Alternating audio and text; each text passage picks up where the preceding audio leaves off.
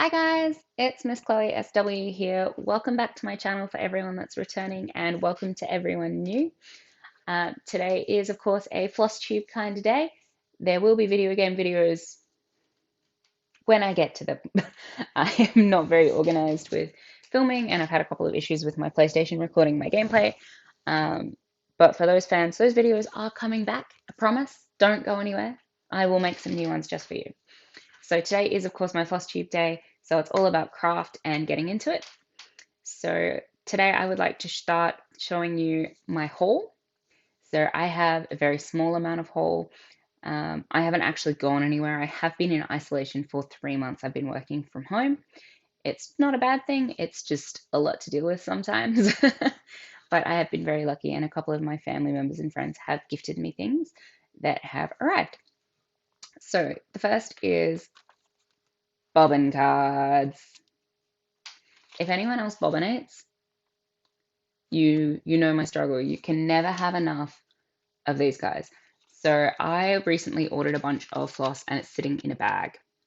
And my mum was talking to me about it and she said, why is it there? Why don't you have it in your box with all the little colors and the order that you've got them in? And I said, well, I'm out of floss cards and my local doesn't have them. So mum being mum went down to our craft store Spotlight and found a pack for me, just the one, so I can do 50 colors, and I'm very excited about that. So we will have a day where we just get out the permanent markers and all the floss, and of course the electric power drill, because my husband is amazing and has made this little attachment, and it's a little dowel that goes into the chuck of the drill, and screwed onto the end is one of those tiny black bulldog clips, and it clips onto here, and you run the drill really slowly and just hold the floss and it just goes up and down the card, and it's always even, it's really quick, and it's very satisfying to do, to watch all this floss just onto the card. So that's really cool. That's going to be a future thing for me. The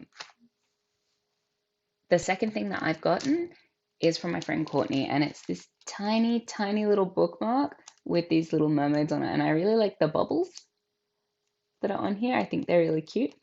So this is an all-in-one beginner's kit that she got me, and it comes with everything. So you've got all your floss, which is unmarked, but they're all pretty different, so I should be okay with separating those. We've got the pattern in the back there. We've got the piece of fabric, which is 14 count Aida, and it's all been edged, so it shouldn't be any fraying or running or worrying about that. And of course, a nice little needle with the correct gauge, so it'll be easy to work through the fabric. It should only take me probably a day. It's very, very small, very, very cute. And yeah, it's just a really pleasing little design. I did get a few other things, but they're not stitching. They are crochet related. So one of my friends was going through her wool section and she found this. So this is tweed oyster heather.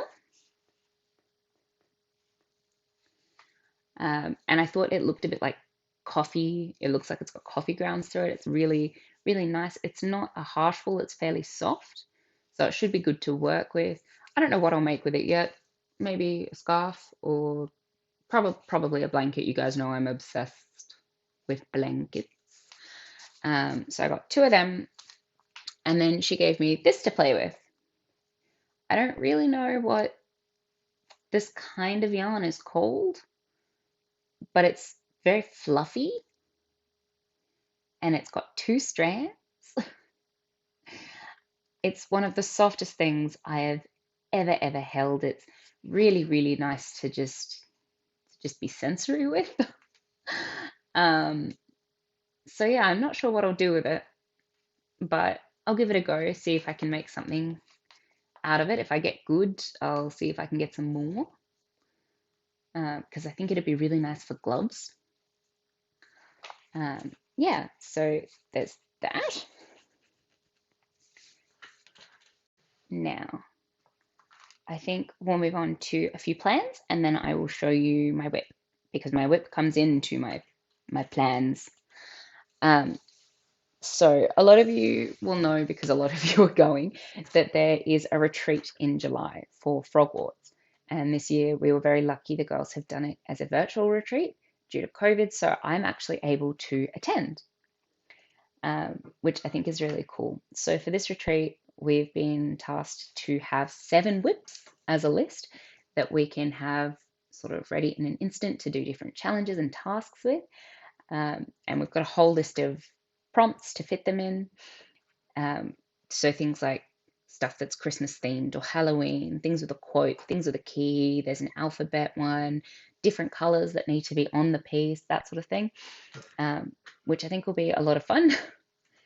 So I have picked out 7 items, and 3 of them are new starts.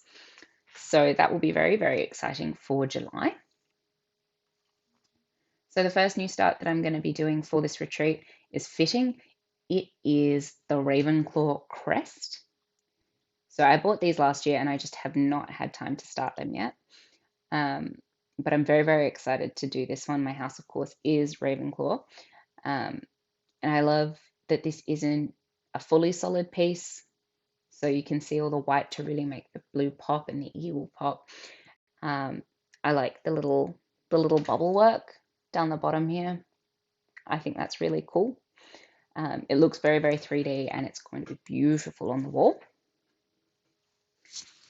So one of my other new starts lives in my patterns sleeve.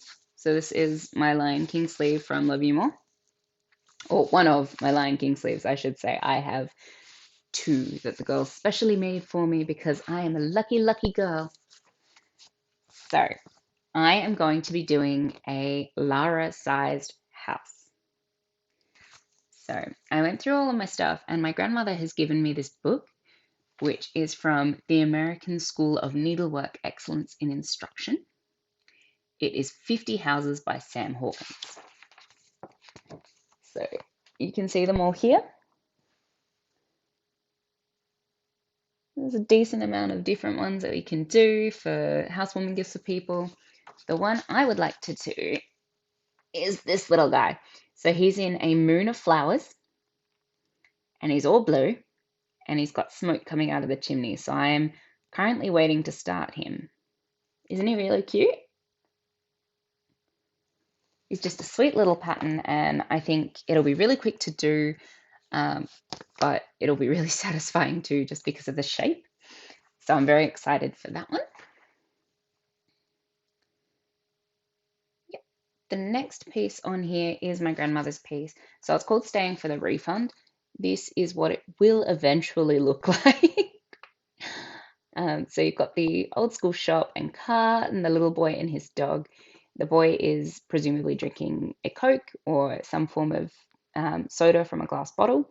And in Australia, you used to be able to stay. If you finished your drink, the shop would give you some coins back for the bottles. So he's finishing up there, obviously, to get his money. So this is also in this bag here.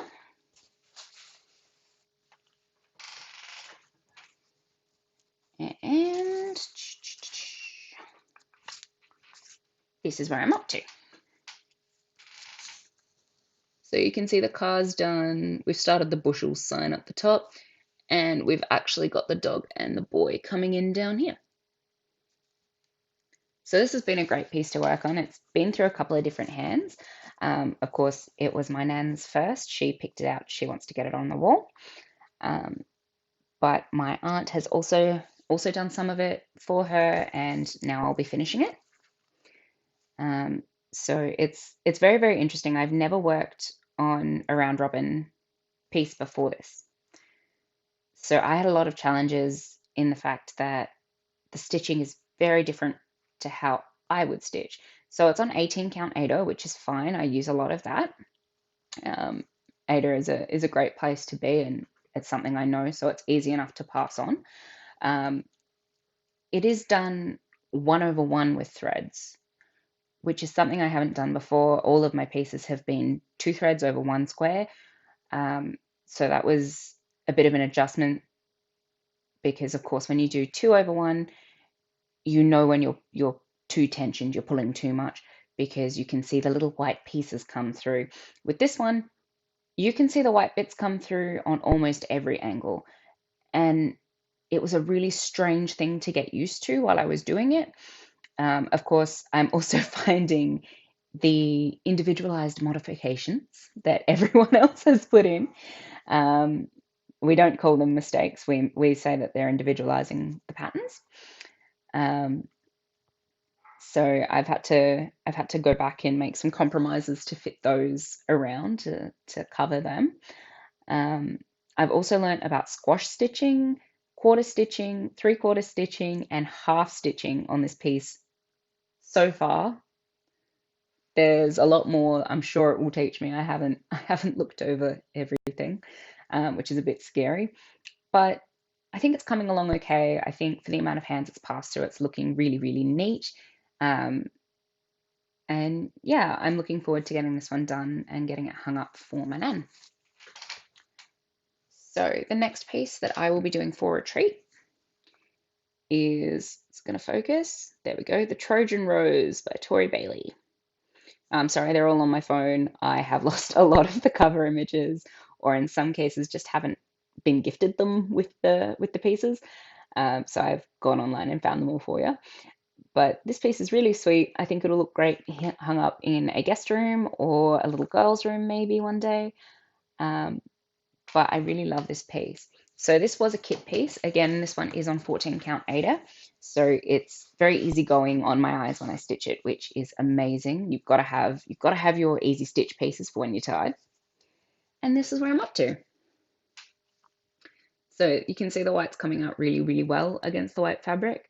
I was a little disappointed. I didn't really know about dyed fabrics and colored fabrics before I started this piece, and I really wish I had, because I'd love to get a piece that was these off-white blues that are in here. They're very, very light blues, and I think that would have been a great backing for her, or even a creamy rose pink, just a really, really light washed out one would have looked great.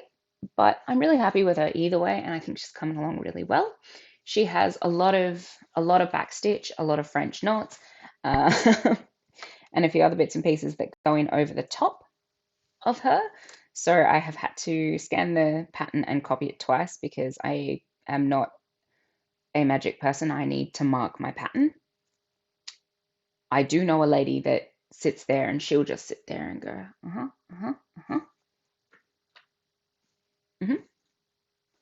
She never marks any patterns, and she can look at a pattern and look at your piece and tell you exactly where you went wrong. It's witchcraft. Like, seriously, I don't know how she does it.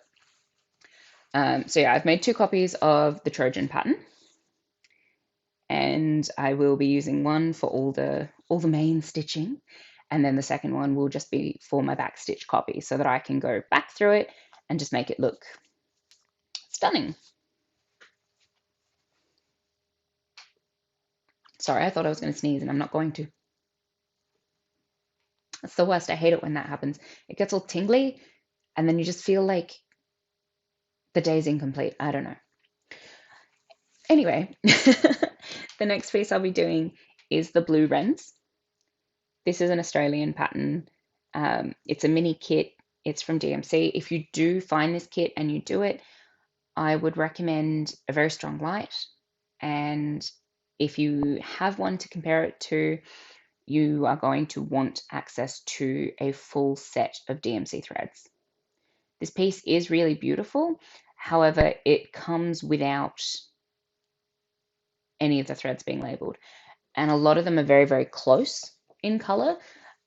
So you do have to be careful with that, because they'll be maybe one shade different.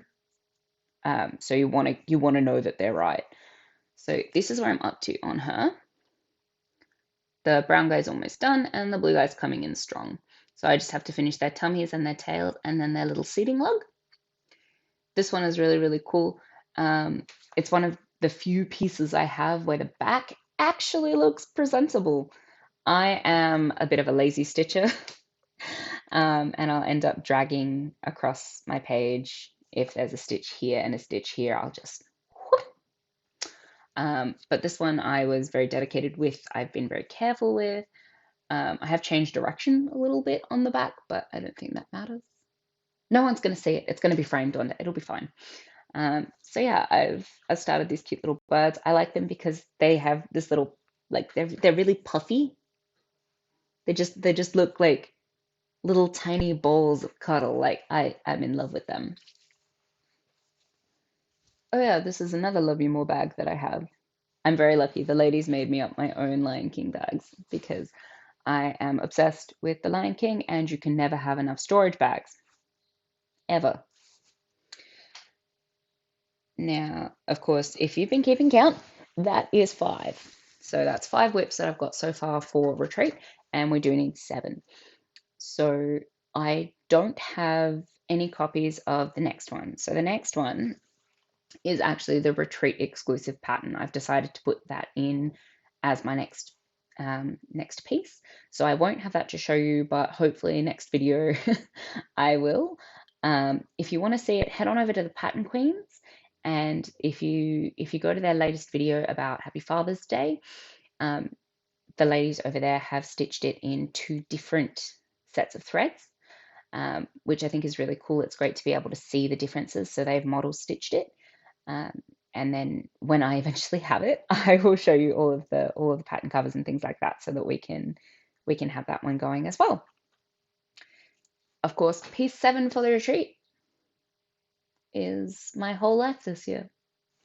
It is the Epic Pokemon Cross Stitch Gen 1. It's been a little while since you guys have seen it, so I have finished that page that I was working on, and I've almost finished the next page now. Here she is. So as you can see, I've been working down here with Bulbasaur and Ivysaur. Caterpie's almost finished. He looks a bit ghostly right now because his eyes are almost all black threads, and I have again left the black to do at the end because it was really satisfying up here to be able to go through and just stitch all that black in to get the immediate pop and definition. My needle minder collection. I know, it's so small. I need to buy more. I will buy more. This was the one that I got from the Show Me retreat, and it's actually got my name on it. So I'm a little bit obsessed. But yeah, I've almost finished this page here. I'm hoping to finish that once I get this video uploaded for you guys. And then I will have 1, 2, 3, 4, and he'll be done. So I'm very excited to finish this piece. I'm going to miss it. I'm going to miss it a lot. It's been through moving house, going into state, weddings, births, deaths. It's done everything, and it's held me together for a lot of years to be able just to run back and be like, no, I'm just going to stitch. I'm just going to stitch. I'll be fine. I'll be fine. Which has been really amazing. So once this is done, I'll have to start something new. Maybe finish my other projects. I'm really curious to see if any of you guys have done this one. I get a lot of comments saying, I want to start it. I want to start it. To all of you who want to start it, do it. It's a big commitment, but it's all basic stitches. So it's just the cross. There's no half stitching, no back stitching, no nothing. You don't have to learn anything special to be able to do this project. Apart from being big, it's pretty easy.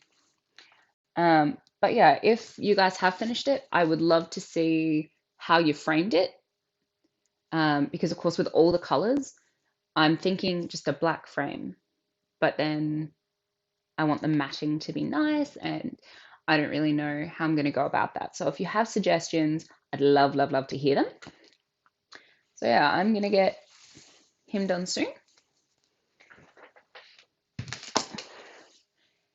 Now, that's all for my stitching. Oh no, actually, I have one more thing. When I first started Flosstube, I showed you guys this. This is my black work card. I have decided that I want to do more of these, but I have no idea where to find them, how to design them, that sort of thing. So what I'd really love from you guys today is suggestions on where you found patterns for them, pieces that you really love that are done in them. And if anyone designs them themselves, I'd love, love, love to have a chat, because what I would actually like to do is make my own version of the blackwork and do them as letters for each of my family members. I think that would make really nice Christmas cards or birthday cards, just to have their letter on the front and then do a piece of blackwork inside. So I don't know how to go about doing that. But if you guys do know how, that would be amazing. I'd love to learn to chart tiny little things, both blackwork and cross stitch, and be able to do them myself. I think that would be really, really fun. Okay, so we all know I crochet, and there's going to be a little bit of crochet in this video. So the first piece I have, I showed you guys a while ago. I showed you guys a side saddle blanket that I started. Here she is now. So this is 600 grams of yarn so far. You can see Mocha. Hang on. Oh, Mocky, say hi. Hi. She is obsessed with the blanket, so because I've picked it up, she wants to come up here too, but she's not so great with people. Isn't she a beautiful baby? Last time you met Latte, today you meet Mocha. That's great. So yeah, I've gotten pretty far with this one. I've got one ball of yarn left and it will be finished. And my grandparents rang up and keep talking to me about how much they like it. So I've decided that once it's done, it will take a trip, hopefully when the borders open, to my grandparents over in Victoria. So that is a 6.5 hour trip from my house to their house. And it will keep them warm. And I will have to start a new one in some different colors for my husband and myself, and of course the kittens. And the other piece of crochet I've been doing, so that one there is on a 4.5 hook. So it's quite big. It's quite chunky. The yarn's very, very tough, which is great. It was a good place to be a beginner.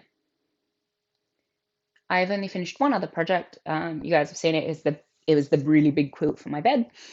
So of course I went from a big hook to a 2mm hook. Can you see it? It's a bit like going from one of those chunky kids pencils to that. So this is a 5mm hook. This is what I've been using. This is the 2mm hook that I've changed to.